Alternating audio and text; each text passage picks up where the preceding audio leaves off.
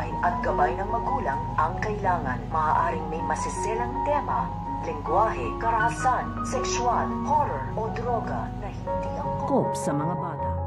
Sa pagdalaw nitong Alipara dito nga sa kanyang ina na ito nga si Belen, ay dito na nga siya makakaisip ng kanyang babalakin upang makuha niya dito ito nga daw si Darius, dahil gagamitin na nga nitong Alipara ito nga kanilang anak upang mapasunod niya dito ito nga daw si Darius at mapaalis na nga daw dito ito nga daw si Lucy. Kaya nga ito nga si Belen ay kinakabahan na naman ito sa mga pinaplano ng kanyang anak na ito nga si Para, dahil pag pumalpak naman dito ito nga daw kanyang plano ay wala na nga daw sa kanyang tatanggap at baka makulong na nga rin daw siya ng tuluyan. Kaya nga ito nga si Para ay nagsasabi na nga ito dito nga sa kanyang ina na ito nga si Belen na wag nga daw itong mag-alala, dahil alam na nga dito kung paano nga na dito sisirain ang pamilya nito nga daw ni Lucy upang mapasa kanya nga daw dito ito nga daw si Darius at ito nga daw si Cheska, at pati na nga din dito ito nga daw kanyang pinagbubuntis. So makakaabangan nga natin dito